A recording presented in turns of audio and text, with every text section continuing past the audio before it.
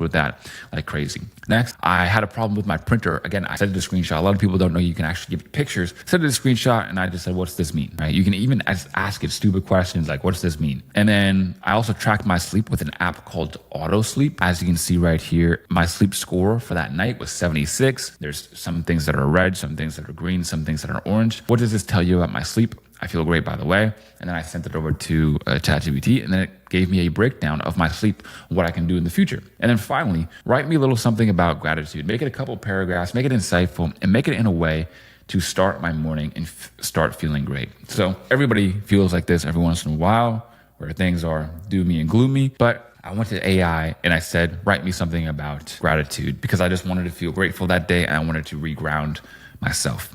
So all different and effective ways that you can use ChatGPT for problem solving and also to help your own mood and mindset as well. Now, we're wrapping up the amazing mindset module right here. And I want to cover one of the biggest objections, which is like, what if I fail? The worst thing that I could say here is, but you won't fail. Not acknowledging the possibility of failure doesn't make it go away. Anyone promising guaranteed success is lying to you. But there's true meaning to the expression, get rich or die trying. It's not about the outcome. It's about who you become in the process. The person who gives everything to their mission, who pushes through obstacles and who refuses to quit when others would, that person gains something far more valuable than just money.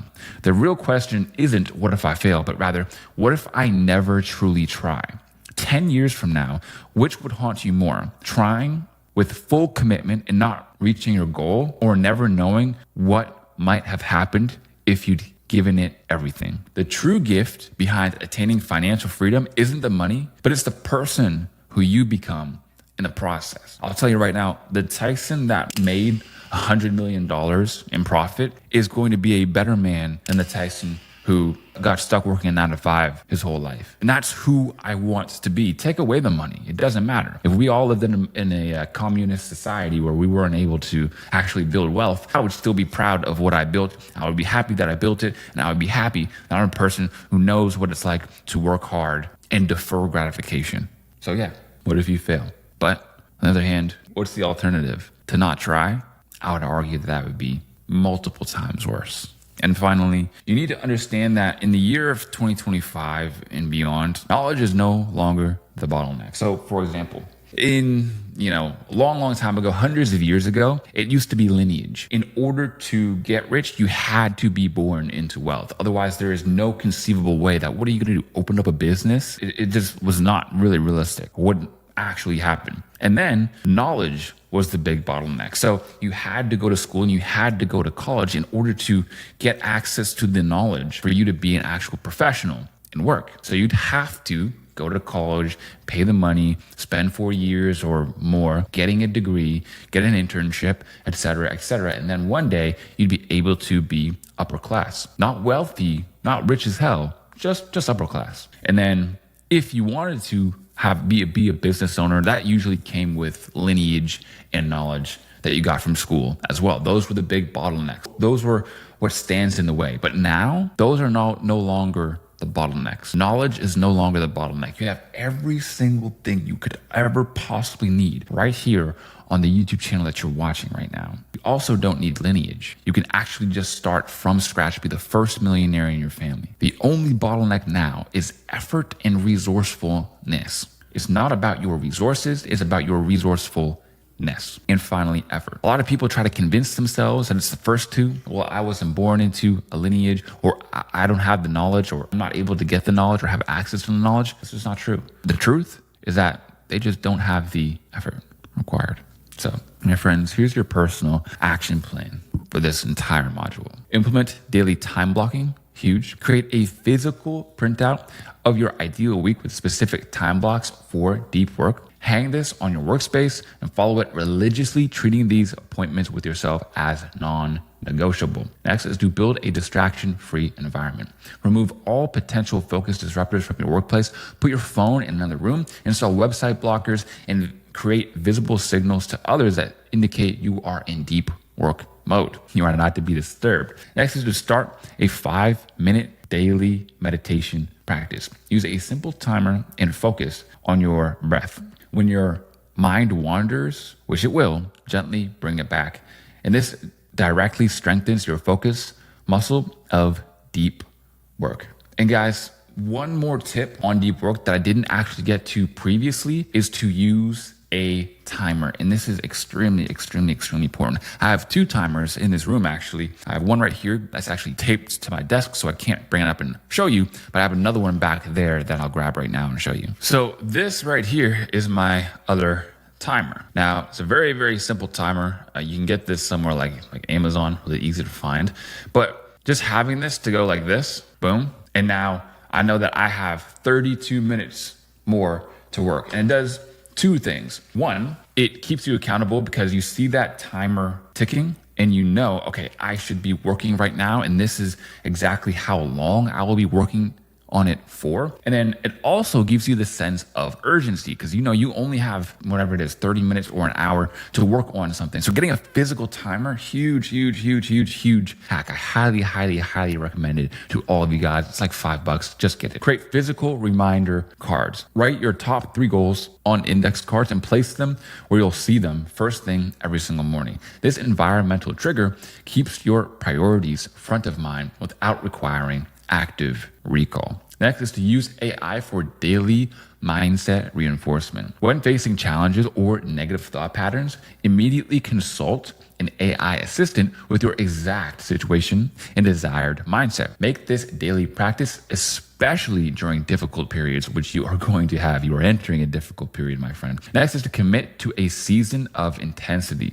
Define a specific time, 3 to 12 months, where you'll prioritize focused work over balance. Create clear boundaries around this season and communicate them to those around you. And it's not going to be easy. It's going to be tough. It's going to be lonely. It's going to be a chapter of loneliness, extreme work, and no payoff until the very end, or still until later. And you don't know when it's going to be. But I'll say it again, since I've already said it once. It's more than worth it. Up next, my friends, is the high income skills and business models module. So what I want is, first of all, since it's my birthday, I want you guys to let me know, how old do you think I am? What's your best guess? I'll give you a hint. I'm younger than I look. Might be approaching Unk status. I don't know. You guys let me know in the comments. And then also go down in the comments and let me know, what's your biggest aha moment from the mindset section? Something that made you stop and think differently. Something that was like a big unlock for you. Share it with us so that other people can also see that they were affected by it too. And we can all see if there's like a common theme where, wow, I really liked this part. This part really stuck with me. By you actually writing it out in the comments, you're also solidifying the lesson in your head. When you write something down after you've learned it, again, it will help you solidify it. It will help you keep it in your mind. Our brain processes information differently when we put it into our own words. Plus, I'll be personally reading the comments and responses in the next few days, giving you direct feedback and answering any questions that you may have. So guys, that is today's lesson. And of course, I'll see you guys on the next module. Congratulations for completing your very first real module. Yo, what is up, everybody? Today, we are going to be covering the high income skills and business models module. Now, we've covered the principles on how to build an iron mind capable of success. And now it's time to answer that burning question of what to do. In this module, I'm going to show you exactly where you want to go, what you want to start with, exactly what buttons to press, and everything in between. In this section, we'll be comparing the most common business models and methods side by side so that you not only know what works, but you know what works for you, which is a huge part of this module that I cannot stress enough. Here's why this conversation is crucial and unskippable, unavoidable. When you're new to entrepreneurship and eager to make money online, it's tempting to skip straight to the tactics like building a website, posting on social media, and creating products. But diving into those activities without first understanding business models is like trying to build a house without having any blueprints. Sure, you might hammer some nails, maybe build part of a wall, or even pour some concrete. But in the end, you'll create a mess and not a home. Understanding what I'm about to show you can easily save you years of trial and error, not to mention thousands or potentially millions of dollars. So listen up. I need to tell you about the business model mismatch. Now, look, one of the most heartbreaking things that I see is someone choosing a business model completely misaligned with their personality and their goals, their desired outcomes. For example, the introvert who hates sales calls trying to become a remote closer, the person who needs steady income sooner rather than later, but choosing a model with a 6-month delayed revenue time span, the creative who values freedom, picking a model requiring strict systems. These mismatches just lead to business failure and personal misery. If happiness is your goal and just fulfillment in general, this is something you really need to get right. Otherwise, it could be a huge, gigantic setback. Understanding different models helps you find the one that works with your strength instead of against them. Now, I love this quote by Albert Einstein, and it's this: everyone is a genius, but if you judge a fish by its ability to climb a tree, it will live its whole life believing it is stupid. So, my friends, don't be that fish trying to climb a tree here, because you have certain aspects of your personality, your preferences, and your values